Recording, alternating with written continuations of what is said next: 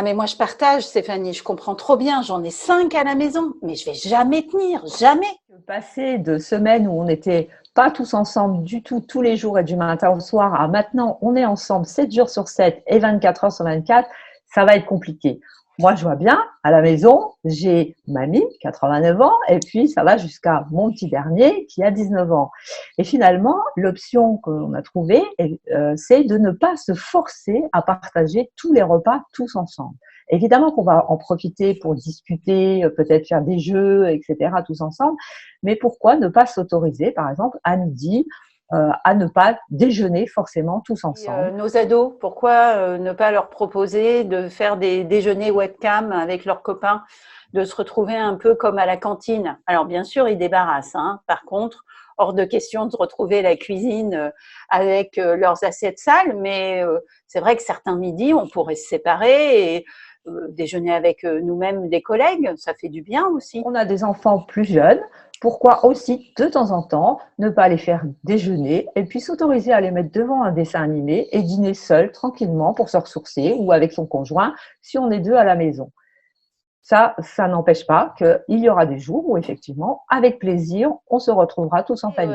Aussi envisager d'avoir des dîners fun, des dîners à thème, soirées comme au resto, dîner Cro-Magnon où on a le droit de manger avec les doigts, ou même des pique-niques, même si c'est sur le balcon ou dans le salon.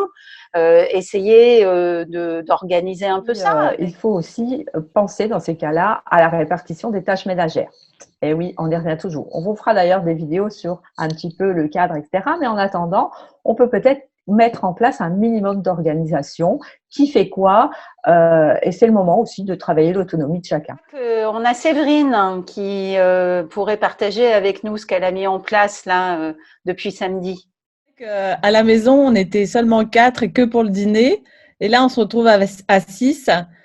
Honnêtement, je vous avoue, je me suis fait peur, hein.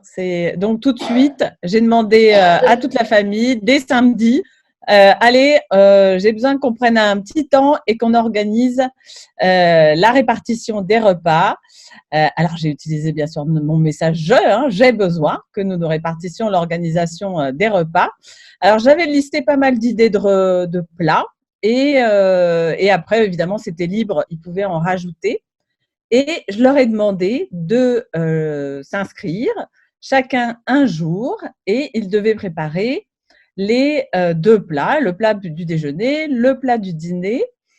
Et la seule contrainte, c'était que dans la liste, ils devaient quand même choisir au minimum un plat avec des légumes, hein, parce que sinon, c'était pâtes pendant 7 jours, sûr et certain. Donc, voilà, ça, c'était mon petit choix cadré, hein, ok. Et j'ai eu aussi un petit éclair de mémoire et je me suis rappelé que les ados restent des ados. Et donc, j'ai vite rajouté aussi une colonne avec la vaisselle. Et comme disait Nadège, voilà, c'est sympa quand ils font la vaisselle. Et puis, mettre le couvert aussi.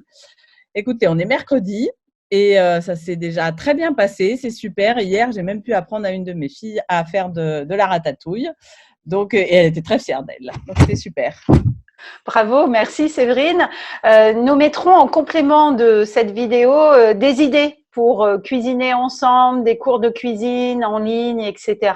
Parce qu'effectivement, c'est le moment aussi de mettre les enfants et les ados à la découverte de la cuisine. Merci et n'hésitez pas à partager avec d'autres parents et rendez-vous demain pour un autre Au secours, on est tous à la maison. Bon courage!